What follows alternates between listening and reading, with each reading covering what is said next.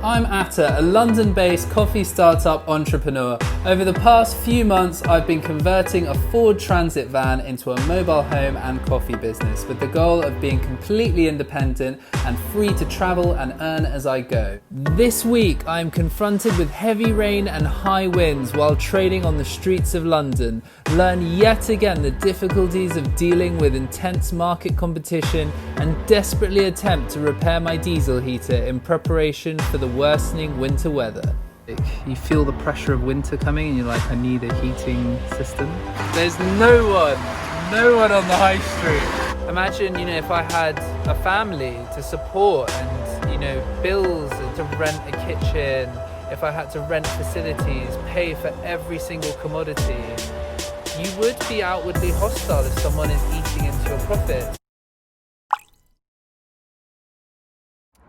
Today I am going to be fitting these new, more solid clips onto my diesel heater, and if I get the chance I might connect this one-way valve to the fuel line to the engine along with these more substantial clips. The hope is that I should address this airlock issue and error 8 issue once and for all. So let's see if this fixes it, because we're coming up to the end of September now and it's going to get pretty uncomfortable living in the van if I can't fix this. I've also picked myself up one of these, which is a diesel pump or a fuel pump. So that means I shouldn't have to suck any more diesel through my mouth anymore. I can do it through this pump instead, so hopefully this will work.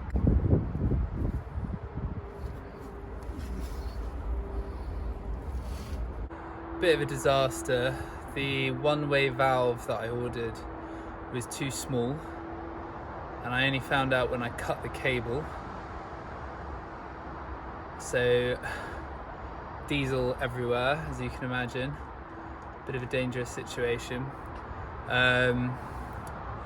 So what I've done is I've used the Jubilee clips to basically clamp as hard as I can onto the one-way valve that I've ordered, and I'm going to order another valve like next day delivery or something, and I've put the catch tank underneath as a temporary measure, so if any diesel does come out, it will just go into there. Very stressful evening, and I feel like I haven't really achieved anything, but it's all part of the learning process when you're doing these things. Okay, so I've disconnected that pipe. I'm now going to create suction on the other end and see if I can draw anything through this pipe.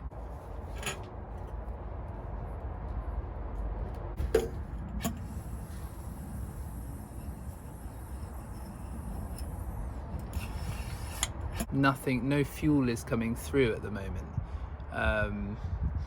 So I don't know what's happened. It seems like there's some kind of blockage. It's a bit of a nightmare, to be honest with you, and I don't like doing this job because I'm dealing with like flammable liquids and it's so dangerous. But it's not very hard work. It's annoying because like you feel the pressure of winter coming and you're like, I need a heating system. So yeah, hopefully I can get this sorted. So the new part arrived. I've installed it to the fuel line. It's a one-way non-return valve on the fuel line to the diesel heater. So I'm just running the diesel heater at the moment. I've pulled all of the fuel through the pipe, and it seems to be running okay. Basically what I've done here is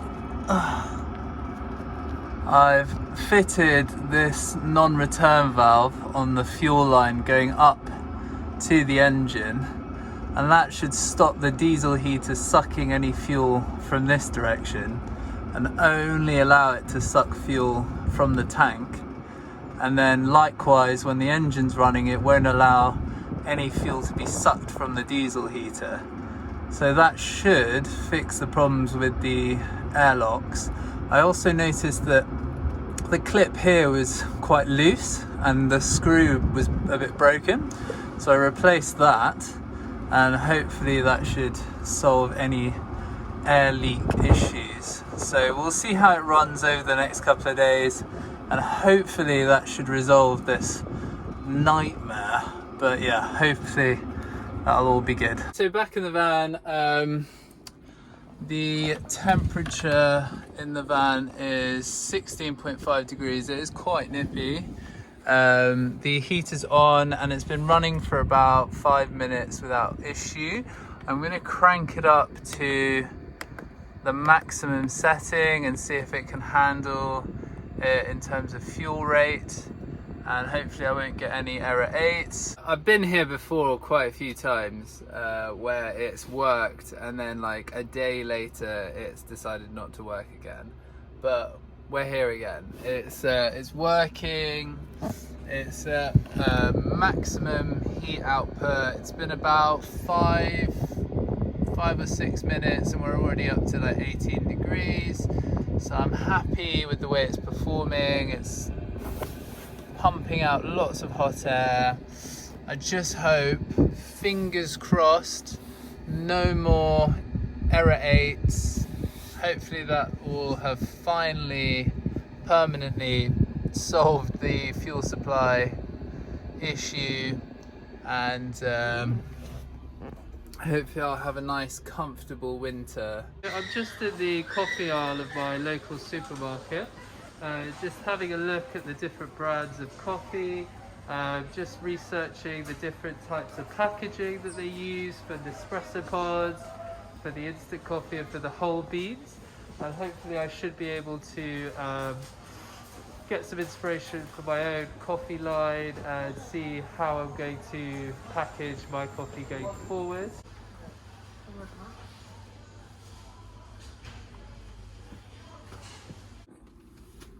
Hey guys, so I'm running the diesel heater again and it seems to be working pretty well actually. It's nice and toasty in here at about 19 degrees and it's about 15 and a half degrees outside, so that's good, that's relief. Today I'm going to be fitting one of these, which is a little safety precaution I've been meaning to fit for quite a while. It's basically an electronic LPG gas detector. So if I do get any leaks, LPG leaks in the van, this will basically go nuts and tell me.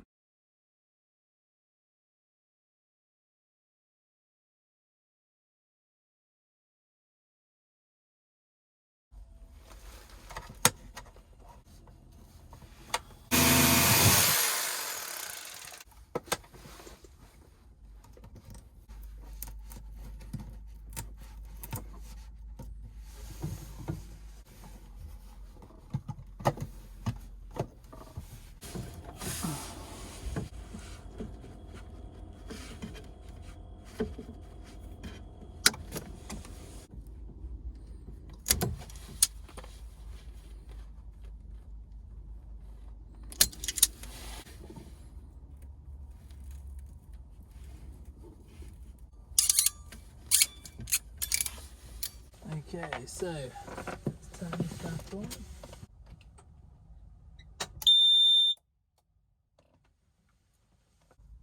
Okay, there we go, so job done. After my first week of trading at market, it's come to my attention that some of you like to have your coffee pre-ground when you buy it for the convenience of use in French press and filter coffee. So I've researched these press tins as one of the best methods of ensuring that my hand roasted original blend is going to reach you as fresh as it possibly can do.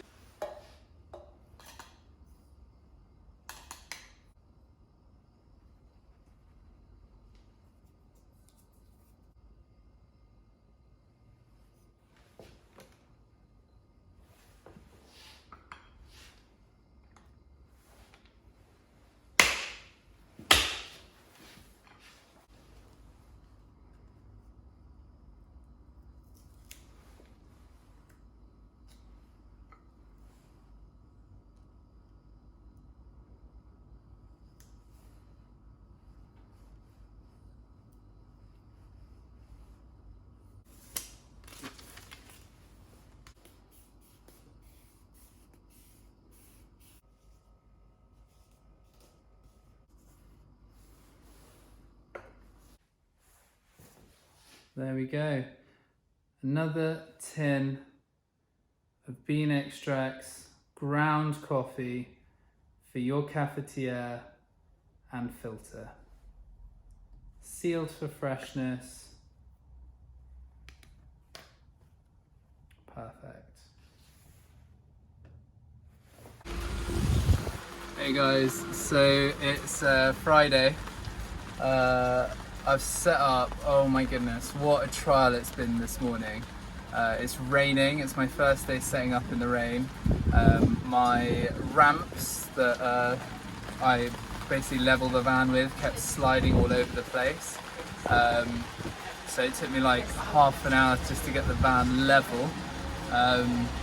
Putting this sort of cover up was a bit of an ordeal. I don't know why it was so difficult. When I do it at home it's fine, but it was really tough. Oh my goodness, my signage has washed out. Right, that's alright. Yeah, so apparently the rain makes everything 10 times harder. I'm having concerns about whether I'm probably gonna make a loss today, but I'm gonna stay positive. I've got to try it, you know. I've got to see if this works. I might need a bigger cover.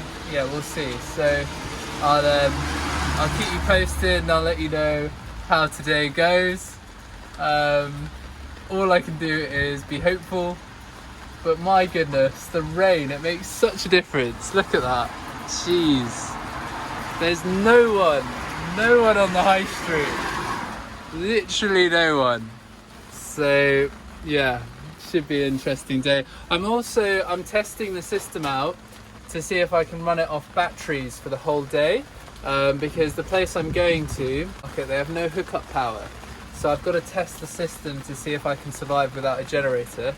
So today is probably an ideal day to test if I can run the entire system for a working day, so about 8 hours. I just need the inverter to power the grinder and basically the electronics of the coffee machine and the pump, and like a couple of my chargers and things. So we'll see if that all works. It's pretty heavy rain today, so we'll see how I get on. And yeah, it's not easy being a street trader in the rain in autumn, but we'll see how we get on. With my overhanging, I'm getting like little spots of leaks. Like I got a little leak here, I got a little leak here. So yeah, I had to like quickly move the cups up there. So yeah, it's all a bit of a learning curve. Yeah, bit of a disaster. The wind is really strong today. There's like really powerful gusts, up to like 70 miles an hour. And it basically blew this door, and despite having a bungee on it, it stretched the bungee, and it snapped the arm that holds the door in place. So I'm gonna have to replace this, which is a bit of a nightmare. But I've used this paracord now in line with the bungee, and I've also secured it to the wheel. So yeah, hopefully that'll stop it breaking again and letting the door swing out. It's coming up to 2 o'clock. It's still very quiet today. The door is just about hanging on with this paracord setup that I've got.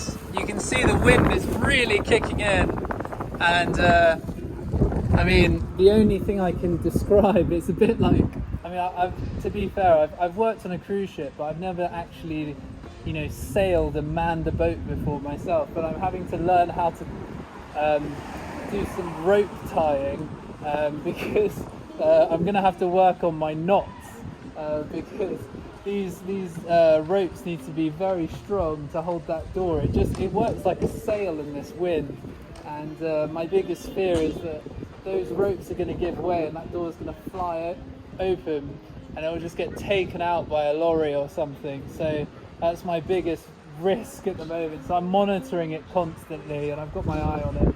This other door here, as you can see, is tied down there with paracord. The bungees do nothing, so paracord seems to be the way. Thankfully I had some handy, always carry paracord, but I might get some thicker stuff to go with it and just secure it even more. End of a day.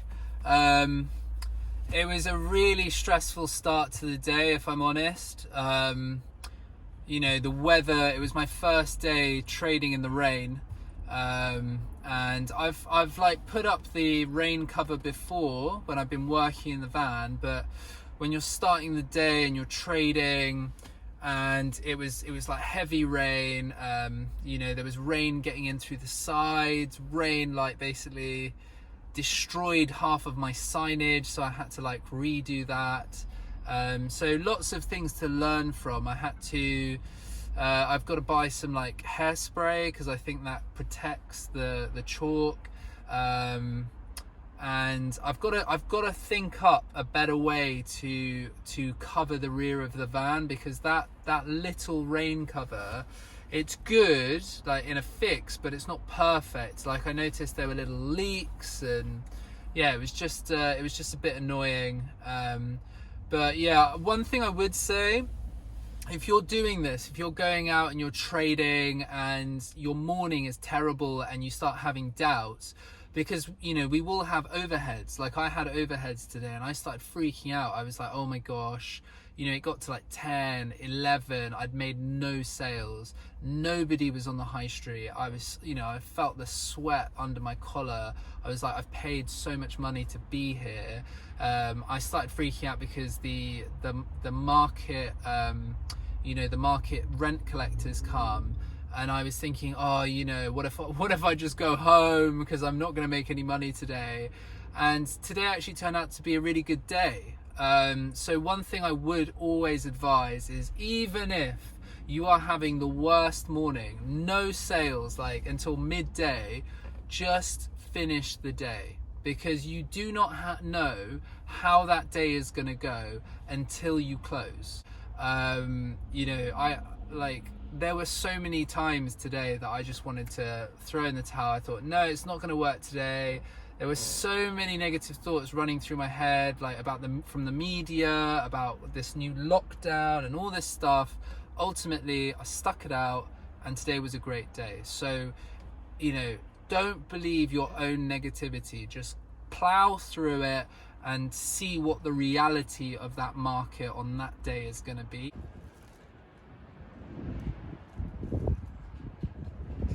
Brilliant. Love it. Thank you. My pleasure. My pleasure. I think I'll have some beans. Great.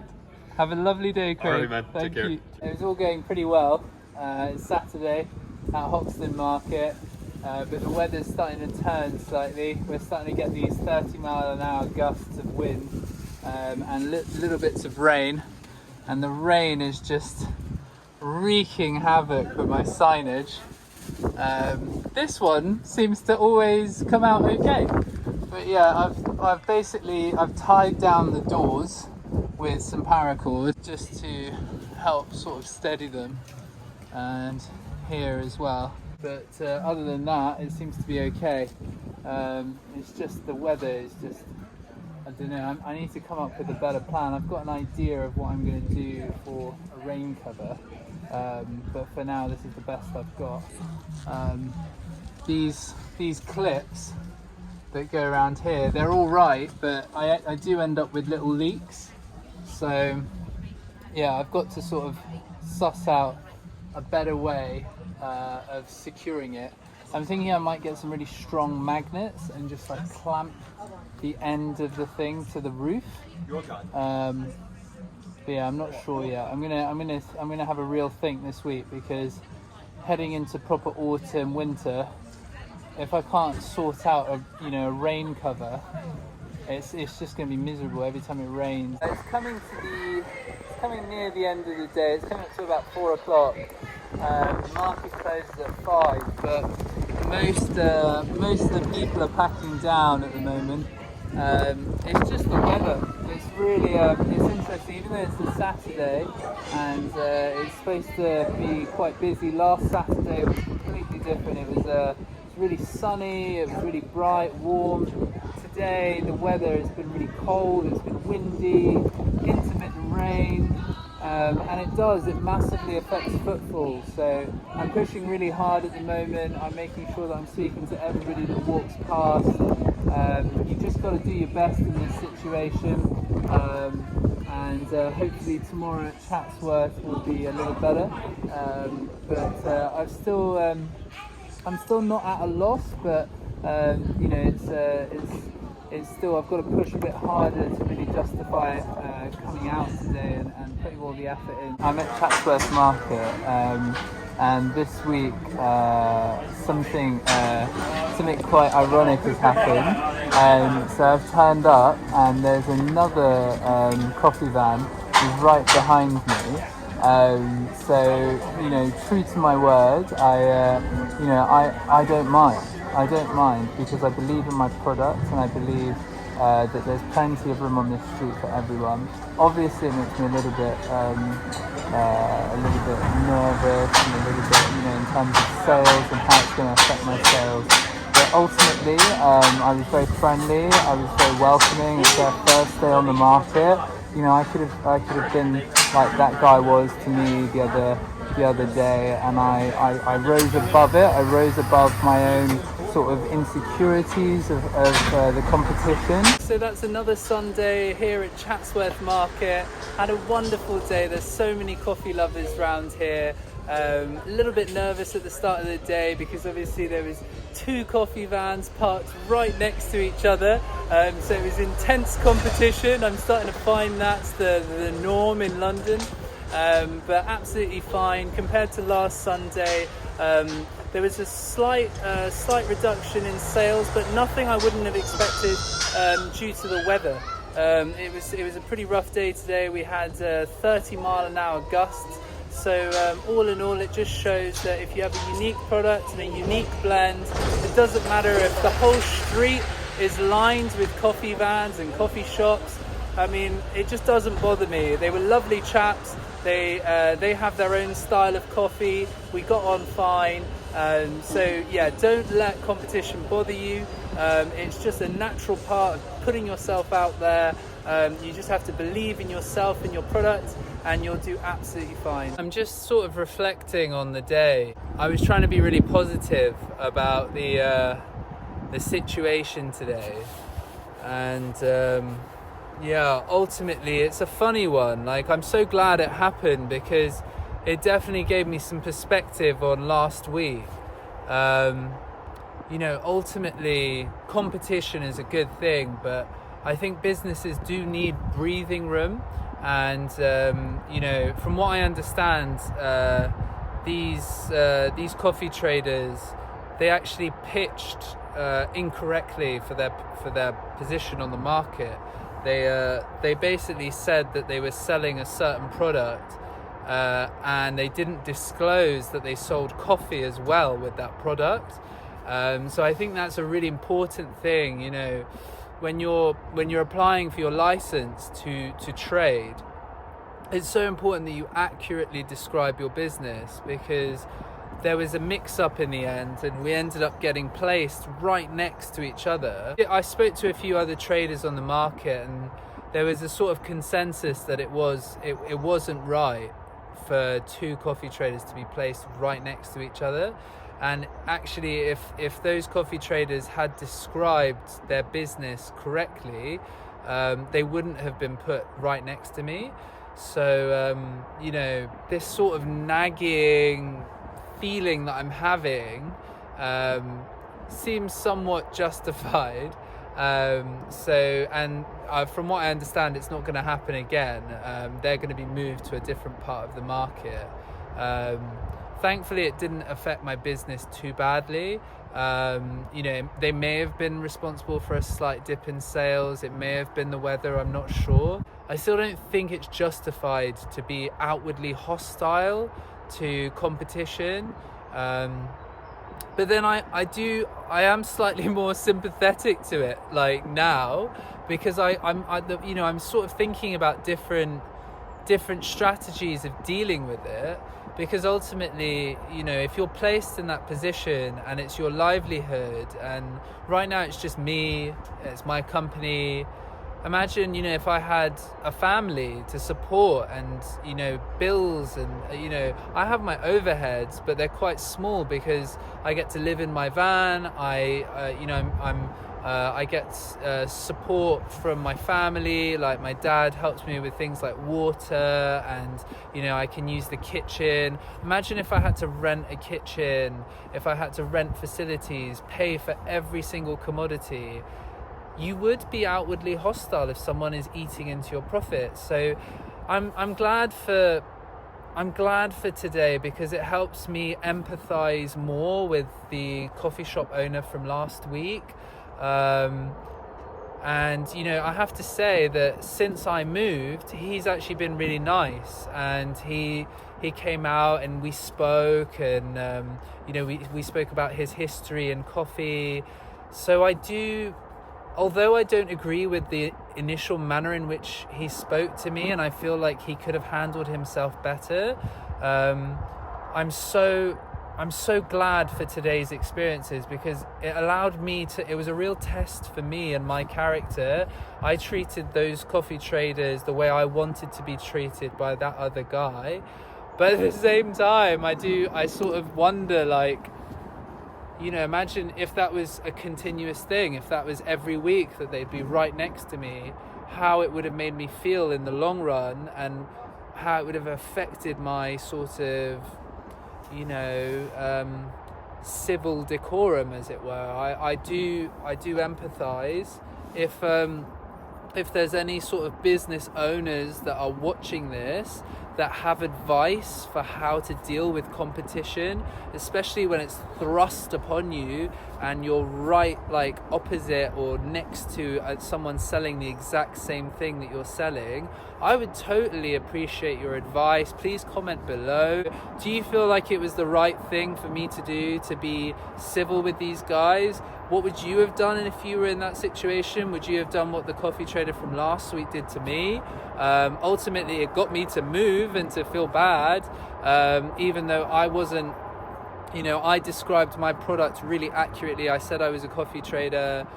I don't know. So, I'll leave it open forum, discuss it below. I'd love to see what you guys think.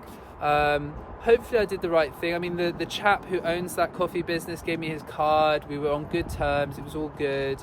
And I was assured it wouldn't happen again next week. So it all worked out really well, and it was all very civil and pleasant. So maybe in hindsight I did do the right thing. But yeah, it's just a funny feeling that I'm left with.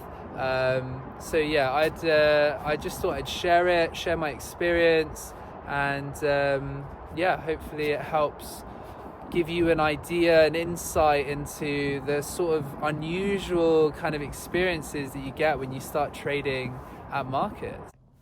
Hey folks, if you liked that video, don't forget to like and subscribe and hit that bell so you stay up to date with all of the latest developments coming from Bean Extract. And if you want to try the world's best coffee, head on over to beanextract.co.uk and grab yourself a bag. We ship all over the world.